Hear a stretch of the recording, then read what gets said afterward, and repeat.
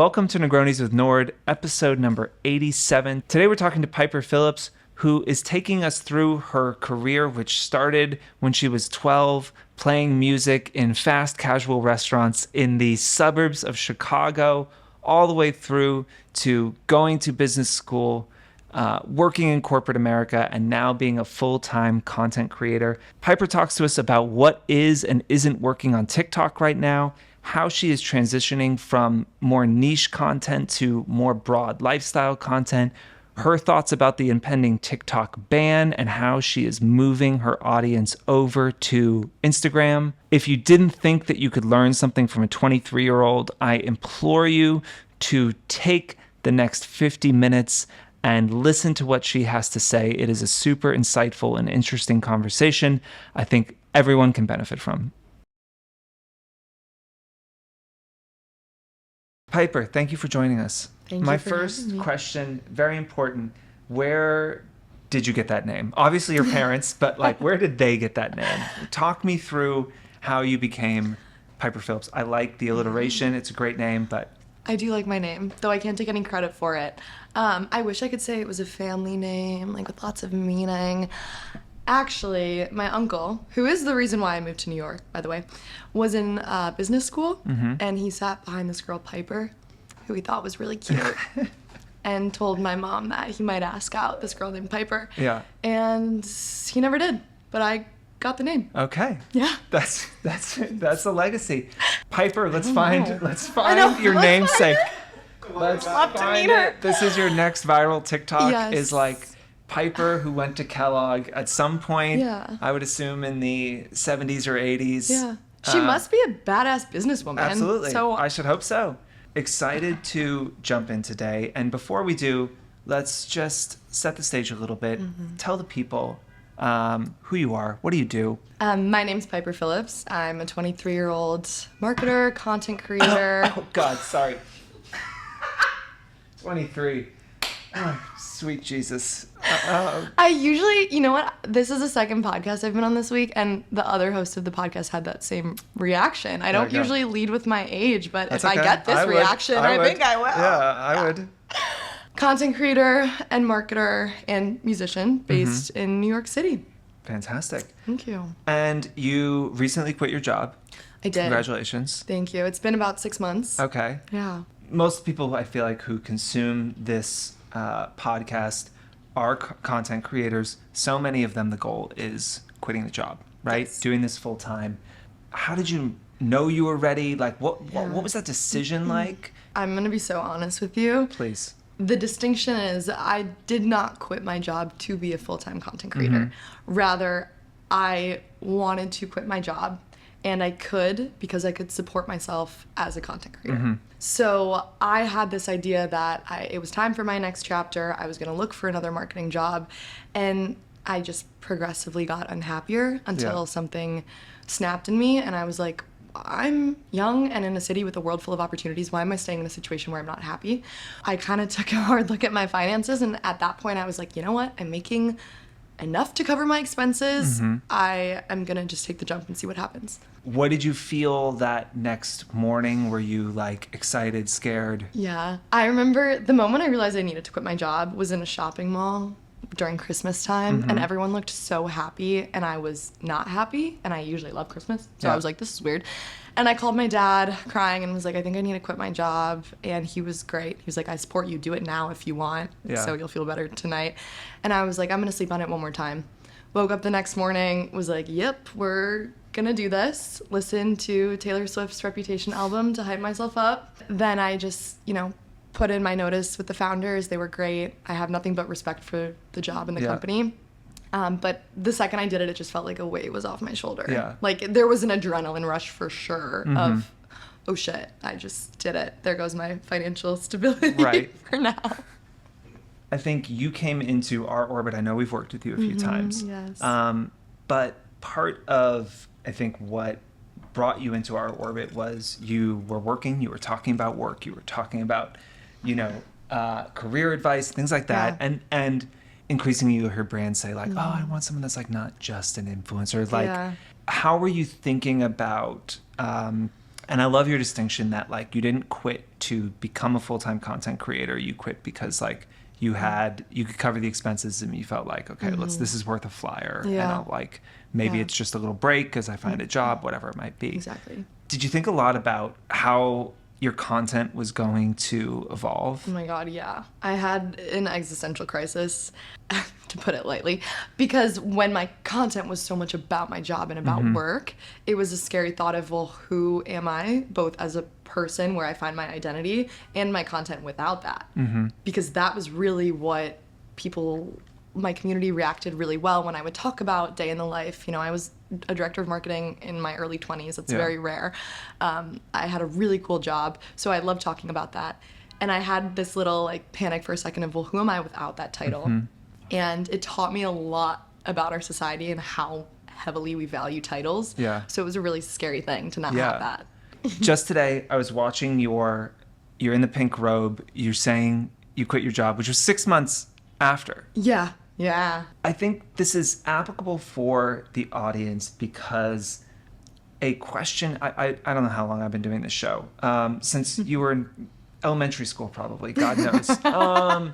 For the years I've been doing this, one of the persistent questions is like, how do I change my niche? I want to, I'm feeling boxed in by the kind of content I'm creating and I want to break out, but my audience expects this. You waited 6 months. Yeah. And then what was the reaction from the audience when you said, okay, there's been this big life change, which isn't just like there's been a big life change, but like there has been a big life change and potentially the reason you were following me is like impacted. Yeah, I tiptoed around the fact that I was playing with the idea of doing this full time for months. Yeah. Because I wasn't sure how my audience was going to receive it when they followed me for career advice, for marketing, job, day in the life. And I really had a moment popping off when I quit my job. And I made this video, it was very raw in the moment, talking about how, okay, we're looking for a new job and we're gonna call it job shopping. And that was just my empowering take on trying to provide myself, honestly, and everyone else who was looking for a job comfort. And so I gained a lot of followers from that video. And so I was scared how they were going to react when I was going to say, actually, I'm not looking for a job anymore. Because that's not a relatable thing to say. Right. Yeah. And if that comes off wrong, you sound like an asshole. Yeah. Like, that's just not something that a lot of people want to hear, especially in this economic climate. So it was something that I really struggled with how to say, along with the limiting beliefs that I had in myself, which were the negative connotations of influencers being vain or superficial or not taken seriously. Yeah. So there was a lot to unpack. Yeah. You talk a lot about personal brand. Like, what is your brand now? You said, I'm a content creator, musician. I'm young, living in New York, enjoying that. Like, do you feel like you've like redefined that sentence and the why people should follow you? Has it changed a lot? Well, to be honest, I'm still working on redefining it, but I know I have shifted from what I would before call career advice content more to just personal growth. And my content before a lot of it was really educational, more speaking at my audience. And I want to now build a relationship that's more, hey, let's figure it out together. Yeah. Because it becomes exhausting when you're just trying to do educational content. I personally felt limited by that. I felt like I was showing 1/5 of my personality. Yeah. And that just wasn't fun for me anymore. Yeah. It's also tough because, again, we've been doing the show for so long and doing educational content. And, it's hard to sustain because you may have, 20 really good tips for people. Yeah. And, of course, as you go through life experiences, you're going to be able to, turn those into a new insight. But cranking it out once or twice a day consistently is very hard, It is hard, and you don't develop that personal connection, that parasocial relationship, that trust, whatever you want to call it, with educational content. Yeah. Because people follow you like a news source then. They don't Right. follow you because they relate to you or they feel a connection to you. Yeah. Let's talk about virality a bit. We are doing a webinar all about this later this month. It is happening August 22nd. You might have already missed it, or it might be forthcoming. I don't know. How much of your following do you think is driven by the times that you have gone viral? interesting because I think it depends how you define viral. Because I've had videos pop off that have gotten 20 million views, and my following has not really increased from that. However, the eyes that it brought to my page, no doubt, is valuable. And at the same time, I would say that my following is not a steady increase. It is very driven by, I'll have a video that really hits and really resonates, and then you could go 1,000 followers, 10,000, whatever, a week, a day. So I do feel like it's not linear for me, but it depends on what type of video went viral. Yeah, that's great. I want to double tap into that a little bit. And we it's such a stupid word for viral. Unfortunately, we just have to use it. I think if you have 80,000 followers and you get 20,000 views on average, and then you get 100,000 views, that is a level of, for that person, that one has gone viral in a way. Now, it hasn't gone viral on the platform. There's bigger, 20 million is a different thing. Yeah. If you could snap your fingers and a post you make goes viral in whatever way we were defining that tomorrow, what category is going to drive the most followers for you? I love this question. That's a great question. Thank you. I just pulled it out of my ass. I love it. It wasn't scribbled in there.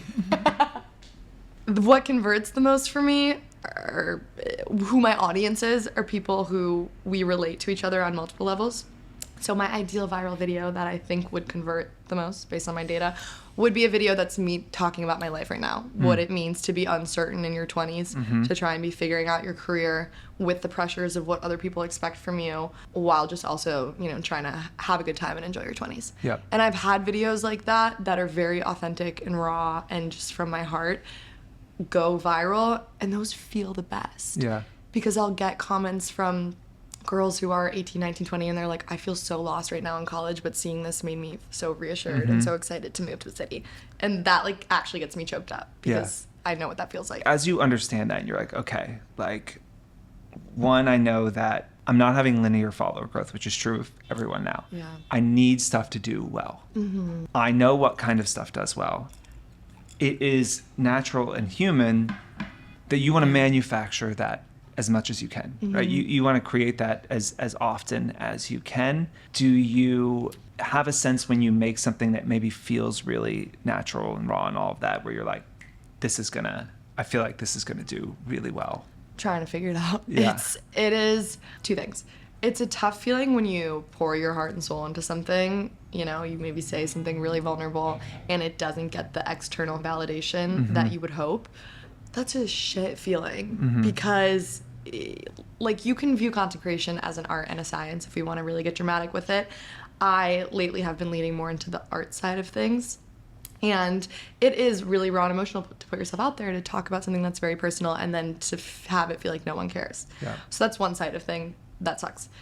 When it's your job, full-time job, it's a whole nother story. Yeah. I, for example, right now, truthfully, I'm in a place where I want to be testing different types of content. I felt really locked into my business niche before, and that was just no longer fun for me.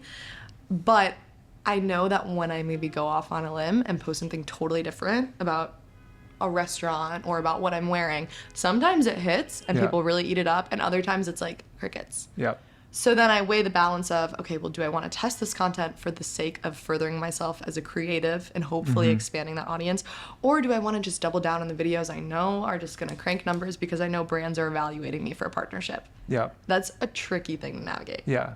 How has your relationship with the performance of your content changed since you've gone full-time? You allude to it there, but when this is just a side hustle, which I know you have a few and you talk a lot about, well, it not doing so great is kind of like, well, yeah, it's not my full-time job or anything. Now it is it can change your relationship with it, make it less fun. The content feeling fun is so important for it to doing well.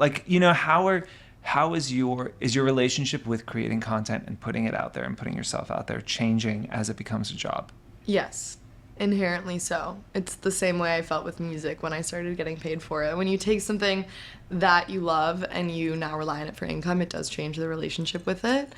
However, I try my best to remind myself how privileged I am to be in this position, that this is something I get to call work. Mm-hmm. So that's not to say at times it isn't stressful, especially when you're like, okay, when is this contract going to go through? Like, we need to make sure we have that financial stability. But I do think for something like content or any kind of art or film that you do, the energy that you bring to it is so apparent. Mm-hmm. And especially for me, I feel like I just wear my emotions on my sleeve. Like my personality. Oh, my earring just fell off. Did you guys see that? The universe is like, yeah, you do. Hold on. Hold, please. You guys can honestly leave that in if you want. Yeah, that's gonna pop off. That's gonna do really well. It's awesome. I can tell when I'm excited about filming something and when it's a really creative, organic idea versus when I'm forcing myself to do it. Mm-hmm. I know this about myself. A big part of my value proposition is my energy, when I feel like I can communicate effectively and I have that warmth and competence. And when that's turned off, it gets really hard to force myself to create. So for me, I have learned how to really be productive and pump out content in those times where I feel really myself. Yeah. So I batch enough, so on the days when I just don't even feel like getting dressed, I can edit and I have enough to be productive in different ways. Yeah. I was watching one of your videos where you were like testing out airport lounges. You had gotten a new credit card and you're like, I'm gonna go test these things out. I actually thought it was a really good example of, like, again, I am old enough that, like, I came up in photo and caption world. Yeah. And I think that a lot of creators, and probably many people that are listening to this, that was where they came up. That was what they're used to. That was how they communicate. Now they're supposed to do video. Video is so endemic to you, your generation more so. I'm so impressed that people who just, like, can put themselves out there. And you're like, you're going into, I mean, and this is not like one of your crazy performing videos. I don't think, but I just was like doing the research. I was like, wow, like she's just like having conversation with someone, walking into these lounges, filming herself. I would throw myself under the wheels of a fucking airplane before I could do that. And like Callie, who's sitting here off screen, she knows we originally started working with her because I was like, I should probably do TikTok. Yeah. And so she was like helping run my TikTok, and she would pitch all these ideas. And I was like, yeah, let's do that. And then she'd be like, cool, you need to film yourself doing something. Yeah. I'd be like, I'm not filming myself doing that. Are you fucking crazy? 40 years old. Like, no way. I love that, Callie. How do you, like, again, I think a lot of people watching this are like, they know they need to make more videos. Yeah. And like, you are doing it, twice a day. Generally, you're publishing at least every day, sometimes twice a day, sometimes more. Yeah, like, is it just not weird for you? How do you do that? How do you get in a place where you're like, I am cool in public? Because you're not doing a lot.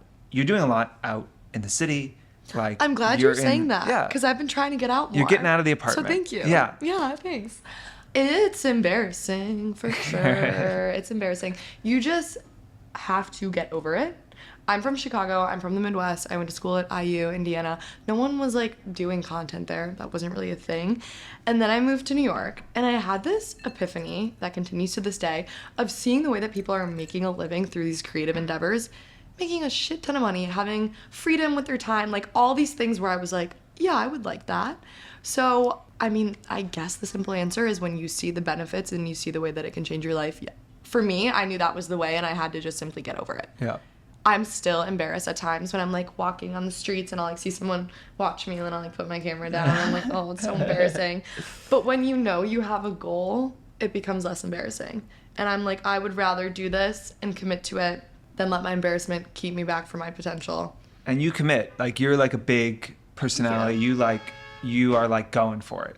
Thank you. You know? Thanks. Yeah. But I it's more also just props, because I think that's Thank like you. A hard part of it. It takes time with everything. Like, it just, clear it up. My answers are getting more honest as there you go. As the Negroni. That's why the Negroni is good. Decreases. This is what the show's been missing. I used to, like, it was called Drink with James, and I like the business was smaller. We didn't have as much going on, so I used to drink a whiskey before I filmed and then one while I filmed. Okay. And I was like kind of fucked up, like most of them, if I'm going to be totally honest. So I was just saying random, totally off the cuff, random shit. And then like we have 90 fucking people and the job's intense, and I stopped drinking in the middle of the day. But we're bringing it back. Yeah. Fuck it. YOLO. This will all figure itself out. We got a podcast. Callie's got it down. You guys More are good important hands. things to do yeah, here. Yeah. Wait, you were in the middle of a really good question. Oh, yes. You seem like a very intentional person, you know, and I'm interested to like talk about you and then to zoom out and talk about your generation and like you've jumped out of corporate. You were on like, you know, good path. You had a good job at a cool company. Yeah. Where does this go? Do you have a sense of like where you want this to lead, or are you just kind of like letting it kind of come? I am thinking about that question night and day, to be honest with you. I really feel like, not to be dramatic, but to be totally dramatic, I had this awakening where I grew up as a musician, as a performer, very creative. And then I went to the Kelley School of Business, Indiana University. So thankful for my time there. But I think I got a little too bought in for myself personally into like the corporate path. And my parents kind of knew that too. Like my parents have always really been like, don't work for the man, work for yourself, figure it out. My dad's a drummer, like, and has his own business. So I think we all kind of knew I got a little lost and that this corporate thing wasn't for me. And I've always been more of a creative person. And I think now I'm just trying to explore where being myself can take me. And it's a really cheesy answer, but someone asked me once, they're like, what's your dream job? And I'm like, my dream job is to be paid to be myself. Yeah. Well, there you go.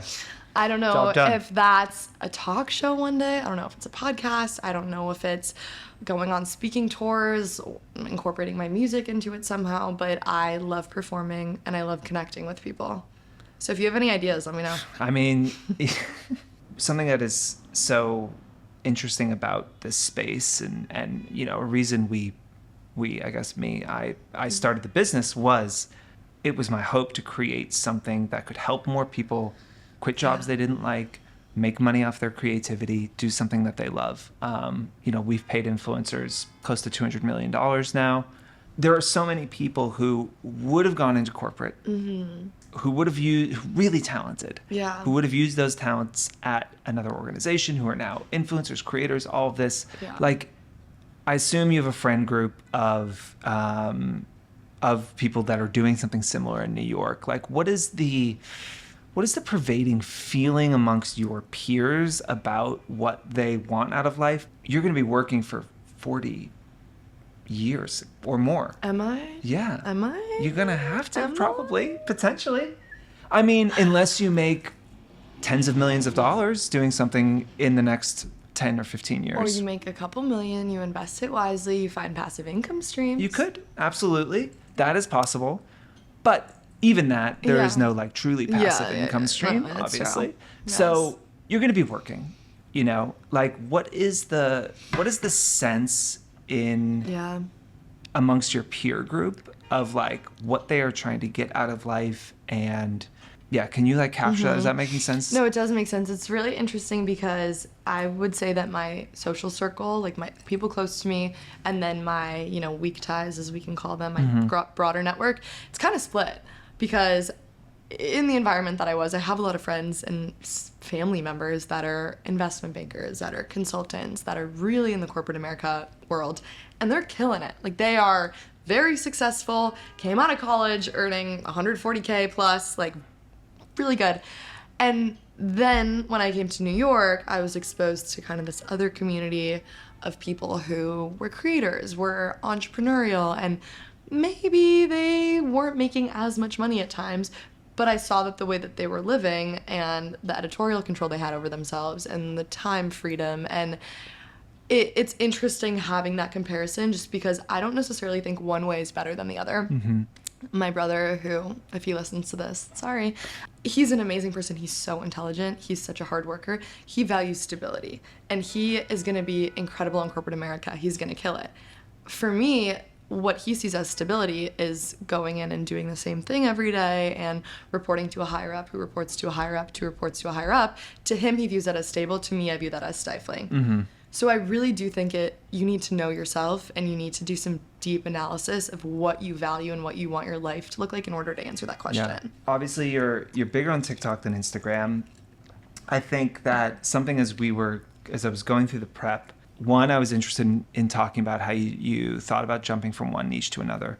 Another part of like this transformation is like you've started going in on Instagram more. Yeah. TikTok might get banned, which could be bad. That would be bad. That would be bad. That would be bad. That would be bad for everyone. Bad. The like brat thing to do, Kamala, would be to not Please, girl. ban TikTok. Really Also, can you like really like run a meme campaign and then fucking And then ban it? TikTok? No, Like, I'm sorry. No. No, right? How much are you thinking about it, and how are you thinking about trying to move the audience, or are you trying to build a net new audience on Instagram? I have moments of panic, but I'm not really that concerned. I'm a little delusional in the best way. I just feel like things will work out. And I just, in my best moments, I'm like, if I'm meant to be in the entertainment space, which is what this is, like it will happen for me. The mediums change, but if I have the personality and the skill for it, it'll happen. What's interesting and corroborates that is right now, Instagram, I've been having so much fun with it. Yeah. My growth on it is really steady. Like Reels views are more consistent than TikTok views right now. And I see that. My friends in the space see that. You don't maybe have as much potential to go like crazy viral. Yeah. But it's more consistent. TikTok viewership is like in the fucking trash can right now. It's I really don't bad. even want to talk about it. It's But really bad. like on the bright side, so But everyone is feeling that. Everyone's feeling that. Yeah. And especially for sponsored content. yeah. If you don't boost it, it just is like No. But on Instagram, something happened that like gave me some mental peace in my panic. My largest paid brand deal was actually exclusively through Instagram. And I haven't filmed it yet. Our kickoff call's tomorrow actually, but that feeling of like, whoa, I'm getting paid a lot more for Instagram than TikTok, even though my following there is a percentage, was interesting and reassuring. So I do, and I would love your opinion on this, but I have seen brands reallocate the money a little bit to invest in smaller creators who are then going to grow on Instagram to match their TikTok following. Well, I mean, Instagram is so much more commercial. It's so much more bankable. Yeah. I mean, across the platform, tens of thousands of I mean, probably 100,000 TikTok accounts.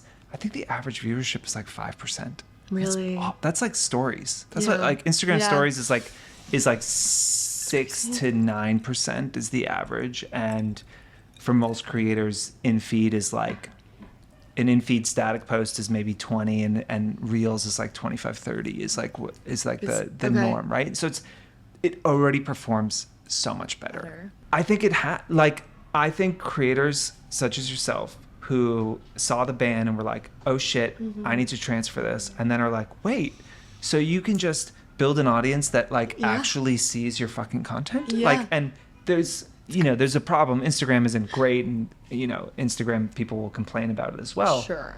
Again, it's just such a different platform, but if it's going to be an entertainment platform, and if you can build a following of hundreds of thousands and then the next month your viewership craters because you're not like plugged into the algorithm, then I do think people will be like, I don't know that it makes sense to spend an enormous amount of energy building a following on TikTok, because I don't think you can build a 20-year career. Whereas like I have seen people build real careers. And of course the huge, like I think if you want to get huge millions of followers, like TikTok is a better place to do that right now still. Quicker.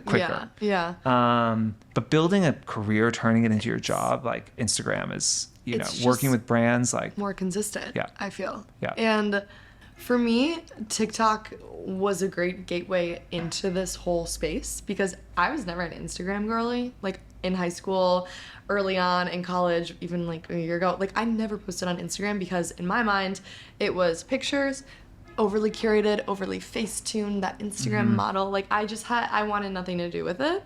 And then TikTok came along and it was more yapping, and there was educational content and people were showing their personalities and I liked that. And so I was like, let's give this a try. And it took me so long to start then repurposing that content on Instagram because I had such a limiting belief in my mind.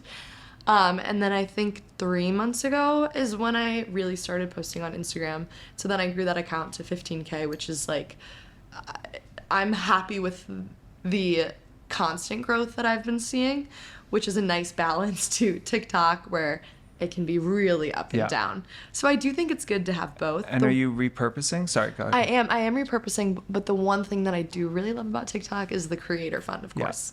Yeah. So I'm waiting on you, Instagram, to do something similar to that.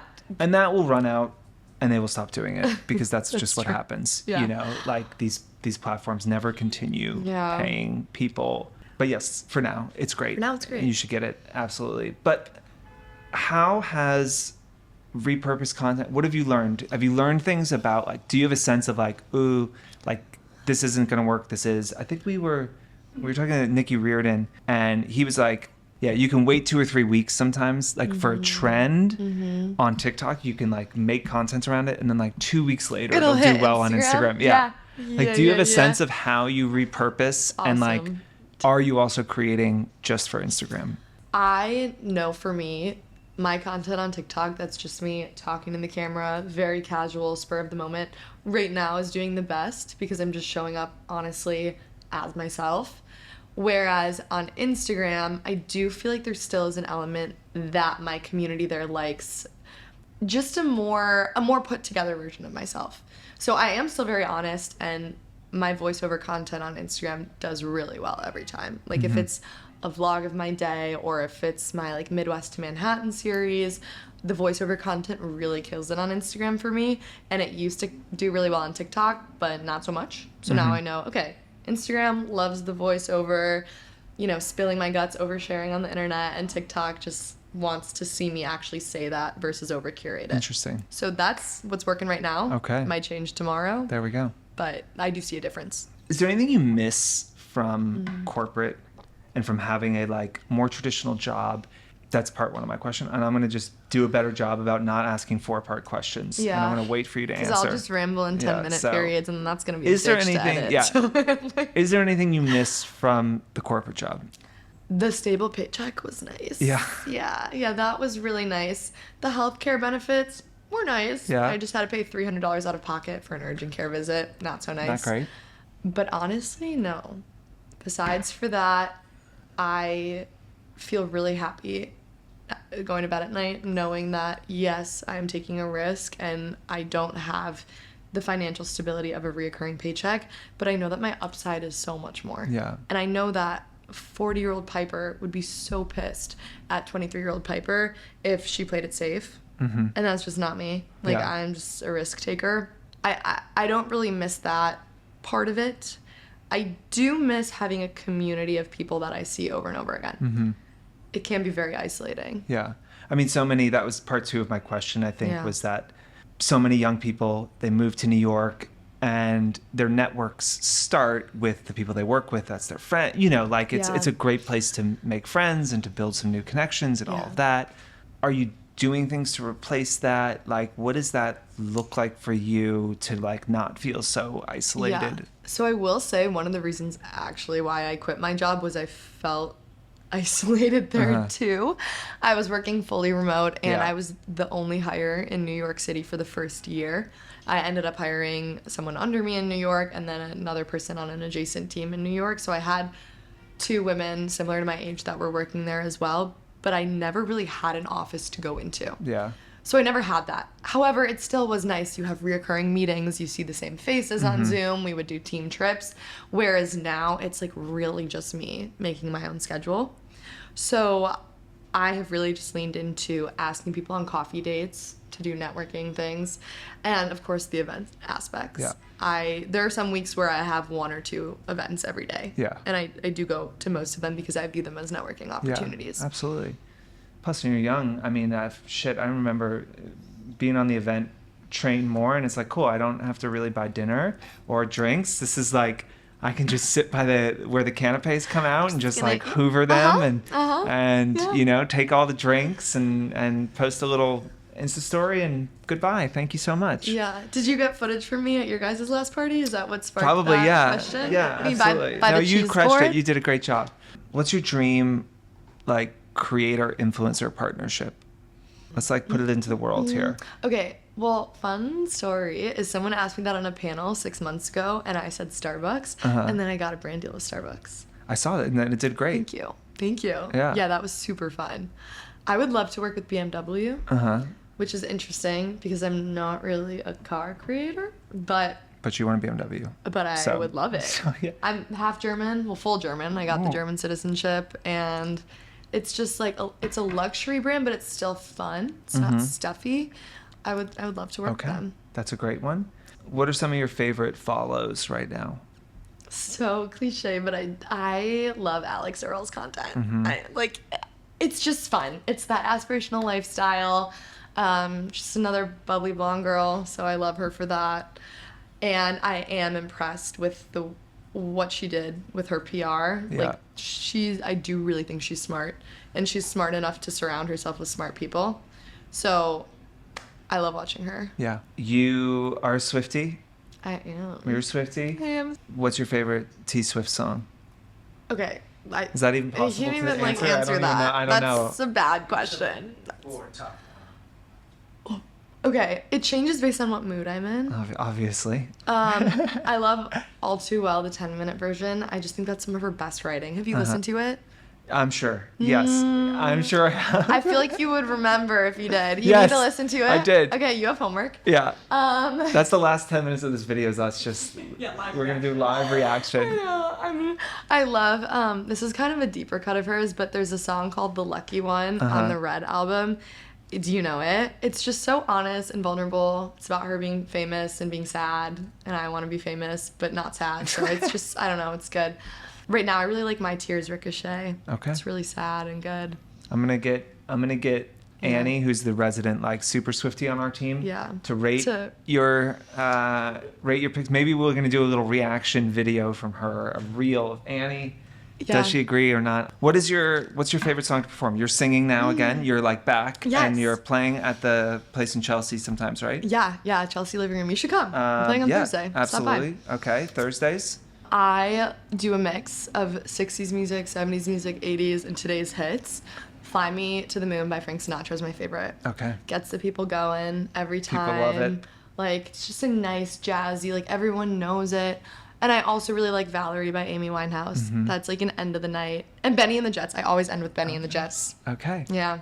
I used to play it like, California Pizza Kitchen or something. That's fucking horrible like that, It's great. Singing covers. That's But yeah, yeah. I mean, I think it gives you, if you can do that, if you can like stand up as a child and sing covers while people are like eating fast casual food in the suburbs and like mine was fancy. Oh yeah? Don't get it twisted. Okay. Hey. It was fancy. I was relegated to California Pizza Kitchen. Okay. But thank you so much. This was fantastic. I'm going to come see you play. Thank you. That bar is great. Where can everyone find you? Do that whole thing. Shameless self-promotion. Yes, My favorite give us the plug. thing. You can follow me at Piper Phillips on Instagram, at Piper Cassidy Phillips on TikTok, and piperphillips.com for everything else. I look forward to watching your career as an old, decrepit man as you navigate youth. Thank you, James, for having me. Thank you for coming. Thank you, guys. This was so fun. Absolutely.